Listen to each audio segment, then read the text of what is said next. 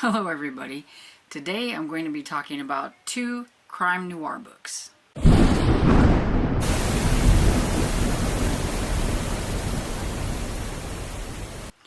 I loved her like a rabbit loves a rattlesnake. So all it takes is one drop of fear to curdle love into hate. Double Indemnity by James M. Cain. Okay, so like I said, I was going to be talking about 2 crime noir books. One is pretty much just what I'm going to think of as like crime noir. They're very morally gray characters and all that stuff. So Double Indemnity by James M. Cain is that book. And it's funny because James M. Cain didn't like he was a journalist, and he didn't like labels, but he ended up being labeled a kind of the hard-boiled noir type of books. And so it's kind of funny that he didn't like labels, but he gets labeled anyway. And I've tried a book by him before. I tried The Postman Always Rings Twice. I didn't really care for it that much, but I think that was because it was my first dip into like the noir type of book, and that's where I learned that they're very morally gray characters. Most of the time, things are not going to go their way. You can pretty much see where the story is going to be headed, and you're just kind of along for the ride to see what happens to the characters. And I wasn't prepared for that whenever I read The Postman Always Rings Twice, but I was more prepared this time.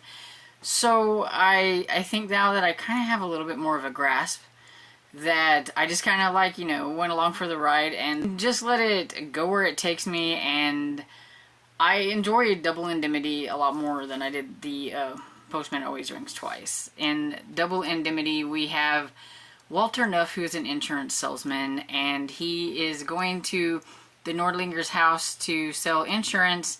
He was supposed to be talking to Mr. Nordlinger, and he ends up with Phyllis, the wife, who is there. And Phyllis is a looker. She's definitely pretty, and you know right off the bat that Walter thinks she's very pretty and everything. And they kind of strike up a conversation, and they're talking, and she's like wanting to know more about insurance and everything. And then she wants to know about accident insurance.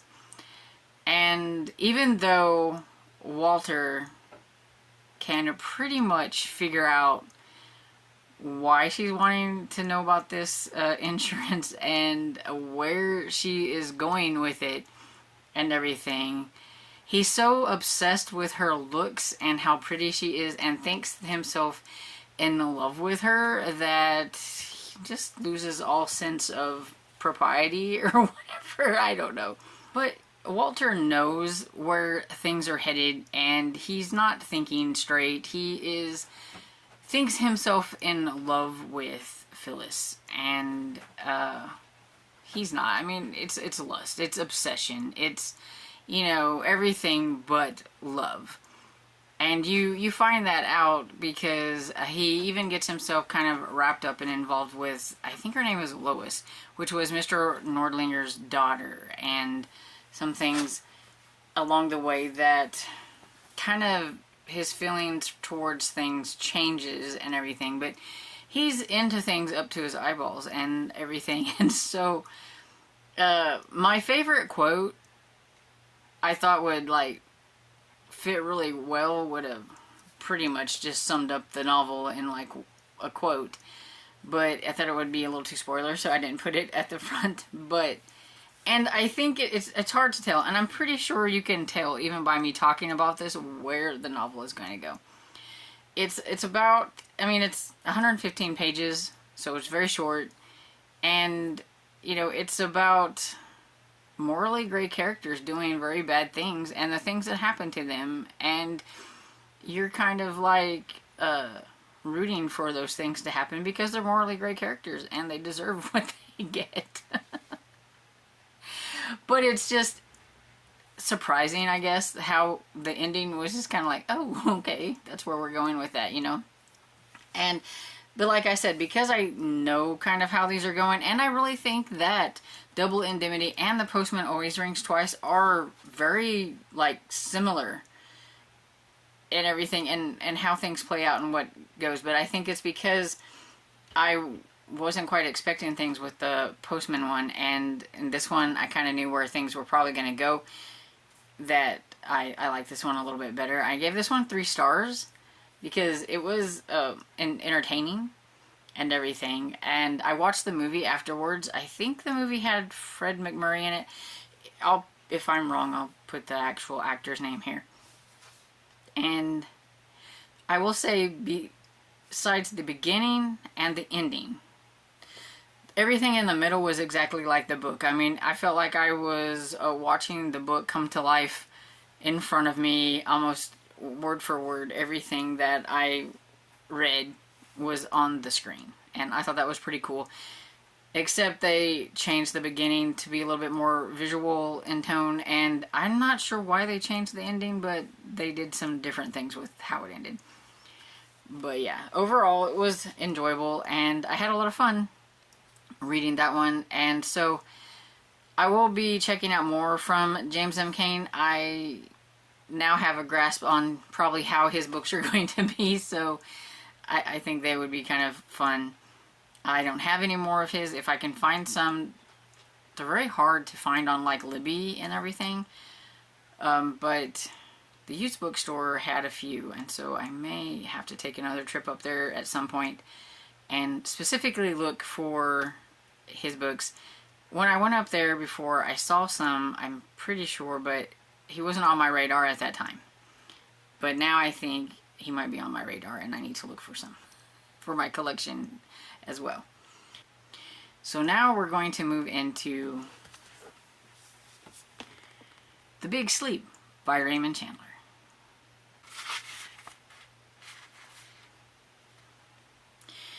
I was wearing my powder blue suit with dark blue shirt, tie and displayed handkerchief, black brogue, black wool socks with dark blue clocks on them. I was neat, clean, shaved, and sober, and I didn't care who knew it. I was everything the well-dressed private detective ought to be. I was calling on $4 million. The first time we met, I told you I was a detective. Get it through your head. I work at it, lady. I don't play at it. It seemed like a nice neighborhood to have bad habits in. The Big Sleep by Raymond Chandler.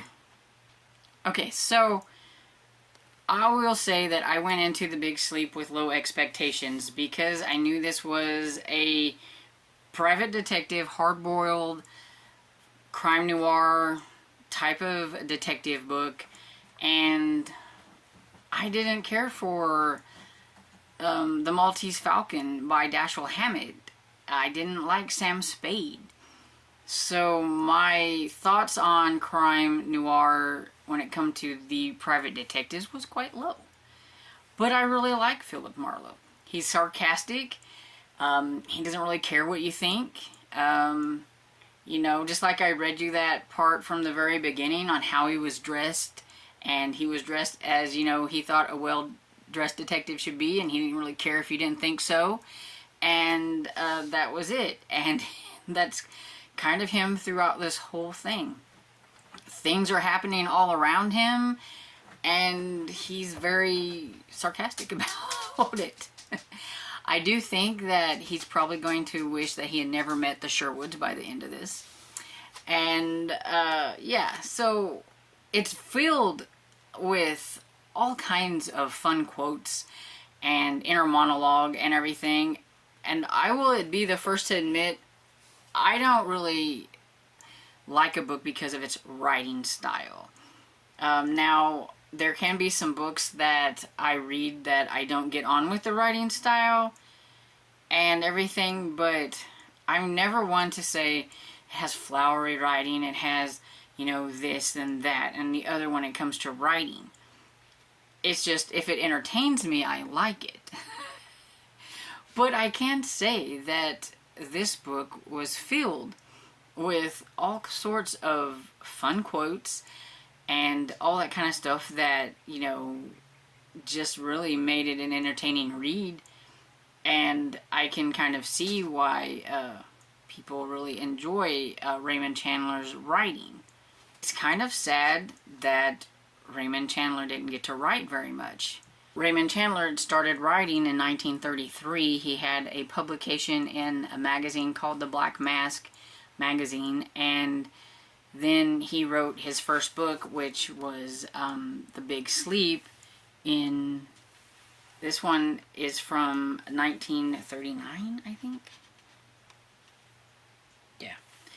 And he died in 1955, or I don't know if it says. No. He died in 1959. So his writing career wasn't very long.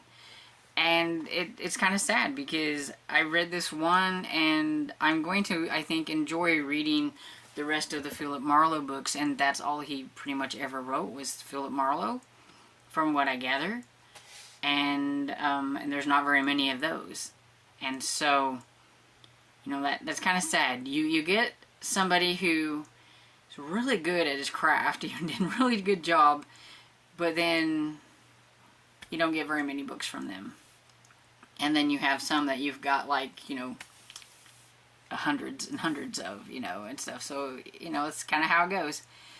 But, okay, so back on track.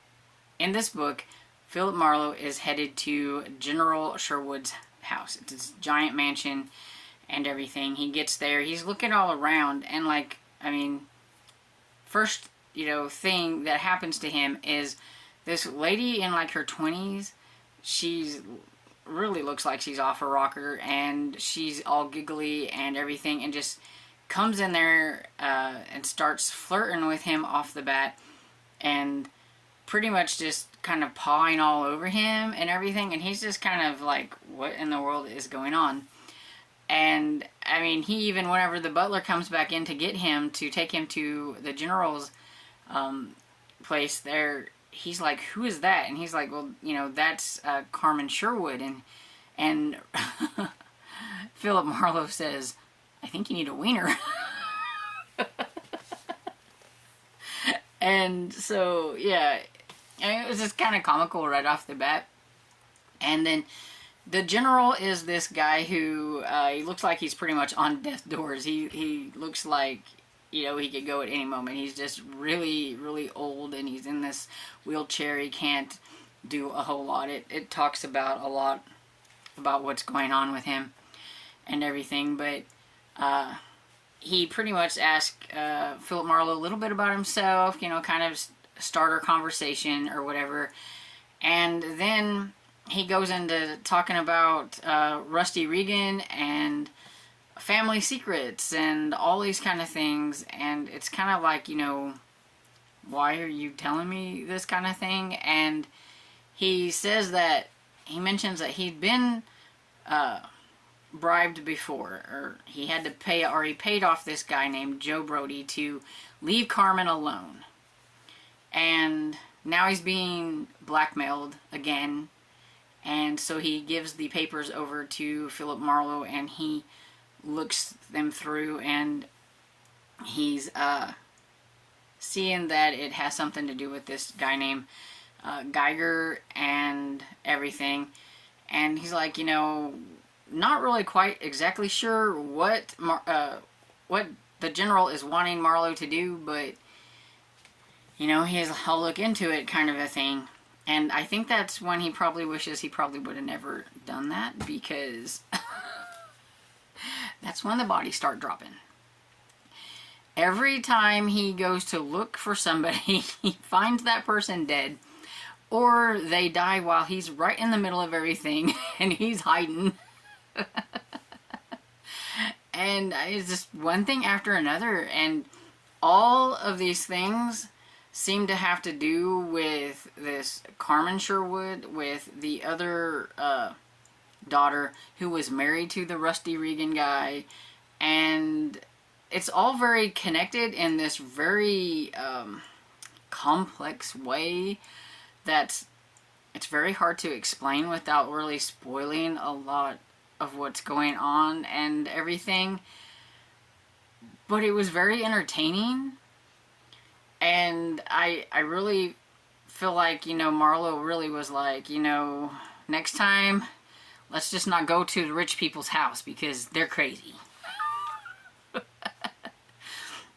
I mean, when he follows that Geiger guy around, he follows him to his house where he sees Carmen going in there, and then the next thing you know, there is a shot that rings out, and he busts in there, and there is a naked Carmen in a chair that looks like she's either drugged or she's in shock because, I mean, this guy's just been murdered in front of her.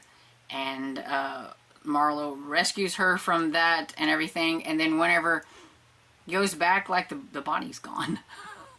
And then it's like, what's going on? And then he just gets involved with all of this stuff. Just a lot of stuff. And it was just very, very complex murder mystery, I thought. And there was no way of really figuring out anything. You were just kind of along for the ride to find out what was going to happen and enjoy Marlo's like sarcastic wit and everything. I did end up, oh, I want to say one thing too. I listened to this one on audio as well, and Elliot Gould, I think that's his name. He's an actor. He was the narrator, and he did a really great job because his voice just sounds like that noir private detective. So it was kind of fun listening to him tell the story. And then I wanted to watch the movie with, I think Bogart has a movie, but I couldn't find that one. So I watched the 70s version with Robert Mitchum, I think. I don't really watch him much, and I mean, he was okay. I thought he did a pretty decent job of bringing the story to life. A lot of the stuff that happened in here was happening on the screen, so it was kind of fun to connect it in a different way, because I will admit sometimes I was a little confused with like all of the stuff that was happening in here. And so I think this will make for a good reread at some point, but I would like to go on with the series. I do have, I think, yeah, I have a couple of other. I think this one is next. Farewell, My Lovely. I think that's the second one, I think. And then you've seen in my haul that I got some really cool versions of his books, like number 3 and 4. So I do have some that I can read, and I'm really itching to read them, so it's probably going to be pretty soon that I probably dive into some more Raymond Chandler. It was just a lot of fun. That's all I can say. It was a lot of fun. I enjoyed myself. I give it 4 stars, and for the fact that I really had low expectations going into this because I really didn't know what I was going to think. I'm just really dipping my toes into a lot of the 1930s mysteries, and I'm really having a lot of fun. They're not going to all be hits, and I'm learning that. It's just like with my retro romances, they're all going to be hits, but they're a lot of fun. I find my taste going back old school, and I'm having fun with that. I'm just not really enjoying a lot of the new stuff, and I'm just glad I have a whole bunch of old stuff to read. And so I would like to know, have you read either Double Indemnity or The Big Sleep? Let me know. I would love your thoughts in the comments below. Did you like them? Did you not like them? I want to know. And I hope you enjoyed this video, and if you did, don't forget to give it a thumbs up and subscribe, and I will see you all in the next video. Bye.